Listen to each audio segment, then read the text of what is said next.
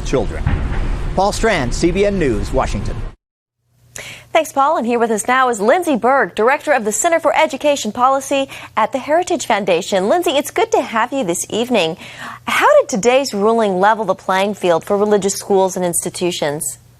Well, today was just a huge win for both families and the Constitution. The court held that excluding religious schools from Montana's school choice program was simply unconstitutional, and that free exercise means that you cannot discriminate against people just because they are religious. So this was really just a huge win for families, a huge win for school choice, and a huge win for the Constitution overall.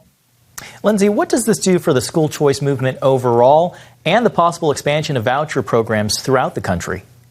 Well, the bottom line really is that states can no longer, under the federal Constitution, prevent parents from choosing religious schools if they are participating in a state school choice program. So for states that have school choice programs in place, they must allow private religious schools to participate. That is now guaranteed to be an option for a family if a state operates a school choice program. So this really means, at the end of the day, families participating in private school choice programs have the entire range of private schooling options available to them.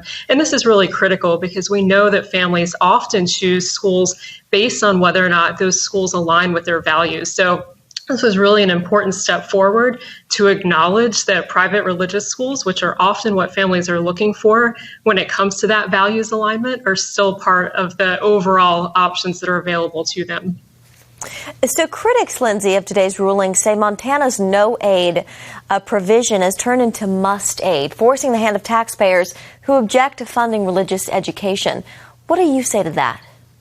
Well, first of all, Montana's program was a tax credit scholarship program, and that's really important and I think is getting lost in the conversation.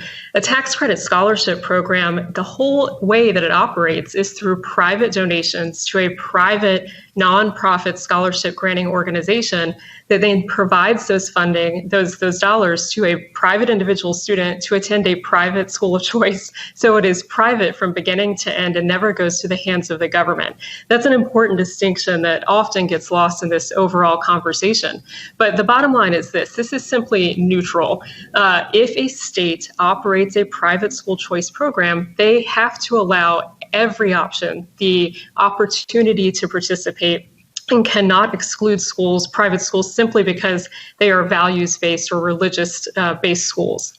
Lindsey, real quickly here, the White House issued a statement saying states may no longer hide behind rules motivated by insidious bias to exclude religious schools from public benefits. The administration calls the fight for school choice a civil rights issue. Do you agree in about 30 seconds? Yeah, that's right. And they're also right to identify the really sordid history of Blaine amendments. I mean, these were amendments that were passed in 1875, really to prevent the proliferation of private Catholic schools. And this is something that Justice Thomas recognized all the way back in 2000. He said that Blaine amendments were a doctrine born of bigotry and should be buried now. And this is why today's victory is really a big victory. It takes us one step closer to that goal that Justice Thomas identified over 20 years ago. All right, Lindsey Burke of the Heritage Foundation, we will leave it there. Thank you so much for joining us this evening. Thank you for having me. Thanks.